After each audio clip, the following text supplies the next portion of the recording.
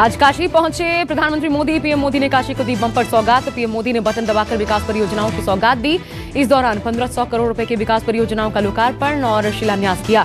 PM Modi ने भोजपुरी भाषा में संबोधन की शुरुआत की और यूपी सरकार की पीठ जमकर थपथपाई। साथ ही कोरोना की दूसरी लहर के दौरान योगी सरकार के कार्यों की भी सराहना की।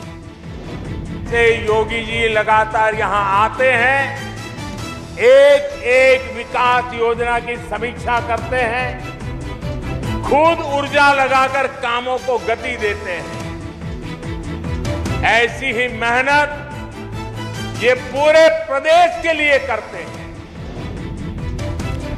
पीएम मोदी ने विकास कार्यों के साथ वाराणसी से विपक्ष पर हमला बोला। कहा, आज यूपी में कानून का राज है, यहाँ पर भाई भतीजावाद नहीं विकासवाद है। प्रदेश में माफिया और आतंक का राज खत्म हो रहा है। आज यूपी में जनता की योजनाओं का लाभ सीधा जनता को ही मिल रहा है। यूपी में सरकार आज भ्रष्टाचार और भाई भतीजावाद से नहीं, विकासवाद से चल रही है। पीएम मोदी ने यूपी को निवेशकों के लिए सबसे पसंदीदा जगह बताया। काशी के विकास को लेकर पीएम मोदी ने कहा, मां गंगा की स्वच्छता और सुंदरता हमारी प्राथमिकता है। सड़क, सीवेज ट्रीटमेंट, पार्कों और घाटों का हो रहा है सौंदर्यीकरण। साथ ही पीएम ने कहा, कोरोना की दूसरी लहर का यूपी ने बहादुरी से मुकाबला किया। यूपी में मेडिकल कॉलेज की संख्या में इजाफे को लेकर पीएम मोदी ने कहा, वाराणसी में 4 साल पहले तक जहां यूपी में दर्जन भर मेडिकल कॉलेज हुआ करते थे, उनकी संख्या अब करीब 4 गुना हो गई है। साथ ही यूपी में 550 ऑक्सीजन प्लांट बनाने का काम भी तेजी से जारी है। पीएम मोदी ने बनारस में ही आज 14 ऑक्सीजन प्लांट का लोकार्पण भी किया। रुद्राक्ष कन्वेंशन सेंटर के उद्घाटन के मौके पर पीएम मोदी ने जापान को बताया भारत का सबसे भरोसेमंद दोस्त। पीएम मोदी ने शिंजो आबे का धन्यवाद करते हुए कहा, जापान और भारत की सोच है कि विकास सबके लिए होना चाहिए। इस दौरान प्रधानमंत्री मोदी ने कन्वेंशन सेंटर में रुद्राक्ष का एक पौधा भी लगाया। विश्व युवा कौशल दिवस पर बोले PM Modi, skill India mission को नए सिरे से गति देने की बात कही। पीएम ने युवाओं को मंत्र दिया, कहा, नई पीढ़ी के लिए स्किल डेवलपमेंट आज के युवाओं की राष्ट्रीय जरूरत। विधानसभा चुनाव नजदीक होने के साथ ही सियासी पारा चढ़ने लगा है। आज पश्चिमी उत्तर प्रदेश में एआईएमआईएम के चीफ असदुद्दीन ओवैसी दौरे पर हैं। संभल में प्रेस से बात करते हुए असदुद्दीन ओवैसी ने केंद्र और योगी सरकार पर जमकर हमला बोला। ओवैसी ने कहा, यूपी की राज्य सरकार ने कोरोना मृतकों के परिवार वालों के जख्मों पर सिर्फ नमक छिड़कने का काम किया है। अपनी नाकामी को, अपने स्टेट के गवर्नमेंट की नाकामी को कबूल करते उन्होंने लाखों मरने वालों के परिवार के ऊपर नमक उस पर फेंका है। अगर वो इस बात का इकरार कर लेते कि हाँ, जो जनता ने हमसे एक्सपेक्टेशन किया था हम उस पर नहीं उतरे। पंजाब में कांग्रेस पार्टी में चल रही कलह पर हरीश रावत का बड़ा बयान सामने आया। हरीश रावत ने कहा, प्रदेश कांग्रेस ने मतभेद खत्म करने के लिए सुलह का फॉर्मूला ढूंढ लिया है। फॉर्मूले के तहत कैप्टन अमरिंदर सिंह पंजाब सीएम बने रहेंगे। वहीं नाराज चल रहे सिद्धू को मिल सकती है प्रदेश अध्यक्ष की कमान। कांग्रेस पार्टी में बदलाव की अटकलों के बीच सोनिया गांधी से आज मिले मध्य प्रदेश के पूर्व मुख्यमंत्री कमलनाथ। बताया जा रहा है कि दोनों नेताओं के बीच तकरीबन 1 घंटे से ज्यादा वक्त तक बैठक चली। मीटिंग के दौरान कांग्रेस महासचिव प्रियंका गांधी भी मौजूद रहीं। सूत्रों के हवाले से खबर है, पूर्व सीएम कमलनाथ को संगठन में दी जा सकती है बड़ी जिम्मेदारी। देश में आज फिर पेट्रोल की कीमतों में इजाफा हुआ। पेट्रोल आज 35 पैसे महंगा हुआ, तो वहीं डीजल 15 पैसे प्रति लीटर पर महंगा हुआ। इसके बाद राजधानी में पेट्रोल 101 रुपए 54 पैसे और डीजल 89 रुपए 87 पैसे प्रति लीटर पर पहुंच गया है। बढ़ती महंगाई को लेकर मुंबई में कांग्रेस ने प्रदेश अध्यक्ष नाना पटोले की अगुवाई में साइकिल मार्च निकाला। कांग्रेस कार्यकर्ताओं और पदाधिकारियों के जरिए साइकिल मार्च हैंगिंग गार्डन से राजभवन तक निकाला गया। इस दौरान कांग्रेस नेताओं ने राज्यपाल भगत सिंह कोश्यारी से मुलाकात की और बढ़ती महंगाई को लेकर राज्यपाल को ज्ञापन सौंपा। उधर लखनऊ में पेट्रोल बिजली की बढ़ी हुई कीमतों को लेकर एसपी कार्यकर्ताओं का भी विरोध देखने को मिला।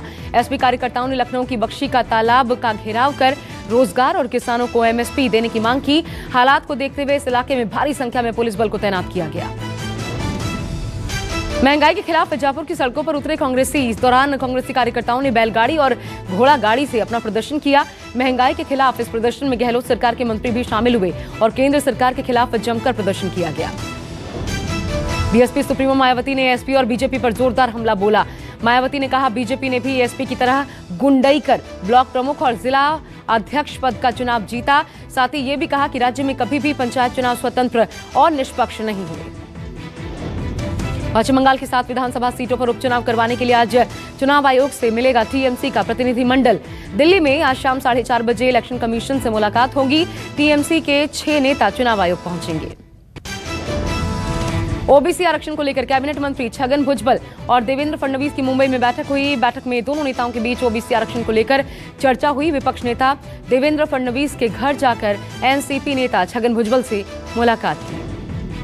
मुंबई पुलिस के पूर्व कमिश्नर परमबीर सिंह पर भ्रष्टाचार का आरोप लगा है। महाराष्ट्र सरकार ने पूर्व पुलिस कमिश्नर पर लगे भ्रष्टाचार की जांच एंटी करप्शन ब्यूरो को सौंप दी है। परमबीर सिंह पर महाराष्ट्र पुलिस के 2 अधिकारियों ने भ्रष्टाचार का आरोप लगाया है। जम्मू कश्मीर में पाकिस्तानी साजिश जारी है। सूत्रों के हवाले से खबर है कि जम्मू एयरफोर्स स्टेशन के पास आज फिर ड्रोन नजर आया। बताया जा रहा है कि ड्रोन 50 से 100 मीटर अंदर तक घुस आया था। आपको बता दें कि मंगलवार को भी जम्मू में अंतर्राष्ट्रीय सीमा के पास दिखा था ड्रोन पर बीएसएफ ने कई राउंड फायरिंग भी की थी।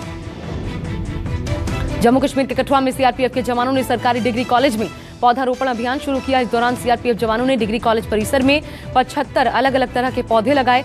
साथ ही अधिकारियों ने लोगों से वातावरण को हरा भरा बनाने की अपील भी की।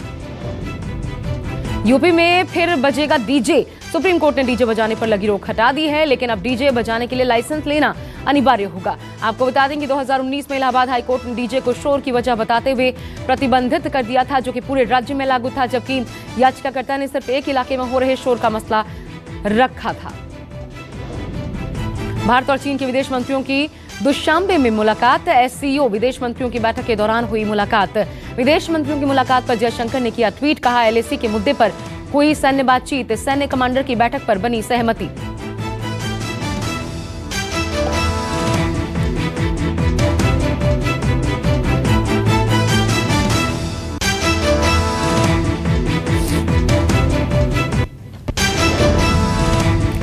इधर दिल्ली एनसीआर में बारिश के बाद मौसम सुहावना हो गया। मानसून की पहली फुहार से लोगों को उमस भरी गर्मी से राहत मिली। मौसम विभाग का अलर्ट भी सामने आया है। अगले कुछ दिनों तक दिल्ली में हो सकती है हल्की बारिश। वहीं अगले 24 घंटे में उत्तराखंड में झमाझम बरसात की मौसम विभाग ने संभावना जताई है। 16 जुलाई को देहरादून और नैनीताल में भारी बारिश हो सकती है। राजस्थान के जैसलमेर में लगातार बारिश से शहर पानी पानी हो गया। मंदिरों में देखा पानी का तांडव, तो शहर के कई इलाके जलमग्न हो गए। अंडरपास, सड़कें सब पानी में डूब गई। मूसलाधार बारिश से जगह जगह बाढ़ जैसी स्थिति बन गई और यातायात ठप हो गया। लोगों को भारी परेशानियों का सामना करना पड़ रहा है। महाराष्ट्र के जालना में नदी पार करते वक्त एक बुजुर्ग नदी की तेज धार में गिर पड़े। बुजुर्ग को नदी में गिरा देख लोग उन्हें बचाने के लिए दौड़े। कई लोगों ने नदी में छलांग लगाकर बुजुर्ग को नदी की तेज धार से बाहर निकाला। स्थानीय लोगों की सूझबूझ से बुजुर्ग की जान बाल बाल बच गई। गुजरात के द्वारका में मूसलाधार बरसात से सड़कों पर सैलाब का नजारा देखने को मिला। गांव में लोगों के घरों और खेत तक में पानी घुस आया है। वहीं लगातार हो रही बारिश से कई सड़कें डूब गई हैं। लोगों को आने जाने में भारी दिक्कतों का सामना करना पड़ रहा है। प्रशासन से स्थानीय लोगों ने मदद की गुहार लगाई है। यूपी के प्रयागराज में मूसलाधार बारिश से किसानों को भारी नुकसान पहुंचा है। लगातार हो रही बारिश और जल जमाव से किसानों की फसलें नष्ट हो गई। किसानों पर रोजी रोटी का संकट बढ़ गया है। बाढ़ की तबाही से परेशान किसानों ने सरकार से मदद की मांग की है। भोपाल से सांसद साध्वी प्रज्ञा ठाकुर एक बार फिर विवादों में हैं। साध्वी प्रज्ञा ने घर पर ही स्वास्थ्य विभाग की टीम को बुलाकर कोरोना वैक्सीन की पहली डोज लगवाई, जिसके बाद कांग्रेस बीजेपी पर हमलावर नजर आई। कांग्रेस प्रवक्ता नरेंद्र सलूजा ने ट्वीट कर पूछा, मोदी जी से लेकर शिवराज जी और तमाम भाजपा नेता अस्पताल में जाकर वैक्सीन लगवा कर आए, लेकिन साध्वी प्रज्ञा को ये छूट क्यों और किस आधार पर मिली? इंडियन मेडिकल एसोसिएशन के प्रेसिडेंट जे जयलाल का दावा, अगस्त से सितंबर में तीसरी लहर का आना तय। तीसरी लहर में एक दिन में 5 लाख तक केस सामने आ सकते हैं। आईएमए के प्रेसिडेंट के मुताबिक सरकार को पूरे देश में और पाबंदियां लगानी चाहिए और वैक्सीन की दोनों डोज के बिना किसी को घूमने की अनुमति नहीं मिलनी चाहिए। आईआईटी हैदराबाद के एक प्रोफेसर ने बनाई Covi home kit. Covi home Bharat की पहली rapid electronic covid test kit है। इस किट से लोग घर बैठे ही बड़ी आसानी से कोरोना की जांच कर सकते हैं, जिसका रिजल्ट सिर्फ 30 मिनटों में आ जाएगा। फिलहाल इस किट को आईसीएमआर से मंजूरी मिलने का इंतजार है। गुजरात में कक्षा 12वीं के स्कूल, कॉलेज और तकनीकी संस्थान आज से 50% उपस्थिति के साथ फिर से खुल गए। वहीं महाराष्ट्र में भी कई जगहों पर 8वीं से लेकर 12वीं के छात्रों के लिए स्कूल खोल दिए गए हैं। इंग्लैंड दौरे पर गई भारतीय क्रिकेट टीम के ऋषभ पंत कोरोना संक्रमित पाए गए हैं। ऋषभ पंत को आइसोलेट कर दिया गया है। सूत्रों के मुताबिक ऋषभ पंत ने टीम मैनेजमेंट से गले में दर्द की शिकायत की थी, जिसके बाद उनका कोरोना टेस्ट किया गया। आपको बता दें कि 20 जुलाई से टीम इंडिया का प्रैक्टिस मैच शुरू होगा। कांवड़ यात्रा के लिए हरिद्वार आने वालों के लिए हरिद्वार के एसएसपी ने चेतावनी जारी की है। एसएसपी ने लोगों से कांवड़ यात्रा के लिए हरिद्वार न आने की अपील भी की। अगर कोई भी कांवड़िया पाबंदी के बावजूद दूसरे राज्य से हरिद्वार पहुंचता है तो उसे 14 दिन के लिए क्वारंटीन करना अनिवार्य होगा। कोरोना गाइडलाइंस के उल्लंघन के चलते दिल्ली के लाजपत नगर का गरही मार्केट को 2 दिनों 15 और 16 जुलाई के लिए बंद कर दिया गया है। बाजारों में बढ़ती भीड़ और कोरोना गाइडलाइंस के उल्लंघन के चलते बाजार को बंद करने का आदेश दिया गया है। बाजार में न तो सोशल डिस्टेंसिंग का पालन दिखाई पड़ रहा है, न ही लोग मास्क में नजर आते हैं। देश में कल के मुकाबले आज कोरोना मामलों में बढ़ोतरी देखने को मिली है। 24 घंटे में 41,806 नए मामले सामने आए। 581 लोगों की जान गई। देश में पिछले 24 घंटे में 39,000 से ज्यादा कोरोना मरीज रिकवर कर गए। केरल, महाराष्ट्र, आंध्र प्रदेश, तमिलनाडु, ओडिशा में 75% केस हैं। महाराष्ट्र में सबसे ज्यादा मौतें दर्ज। बिहार के कटिहार में दिखा पुलिस का रौब। फलका बाजार में पुलिस ने 2 बाइक सवारों को जमकर पीट दिया। बाइक सवारों ने गश्ती कर रही पुलिस को दरअसल मामू कहकर बुलाया था, जिसके बाद पुलिस कर्मियों का गुस्सा फूट पड़ा। बाइक सवारों की पिटाई का वीडियो वायरल है। उत्तर प्रदेश के अमरोहा में एक पत्रकार की पिटाई का वीडियो सामने आया। शराब व्यापारी ने भरे बाजार पत्रकार को जमकर पीटा, गाली गलौज की। पत्रकार ने शराब व्यापारी को महंगी शराब बेचने के लिए टोका था। इसके बाद शराब व्यापारी का गुस्सा फूट पड़ा। उसने पत्रकार की पिटाई कर दी। पत्रकार की पिटाई का वीडियो वायरल होने पर पुलिस ने शराब व्यापारी को गिरफ्तार कर लिया है। मनाली की टूरिस्ट की गुंडागर्दी सामने आई। बताया जा रहा है कि गाड़ी बीच सड़क पर खड़ी करने को लेकर पर्यटकों और स्थानीय लोगों के बीच बहस हुई। इस दौरान पर्यटकों ने तलवारें निकाल ली और सरेआम लहराने लगे। घटना की जानकारी मिलने पर मनाली पुलिस मौके पर पहुंची और पर्यटकों को हिरासत में लिया।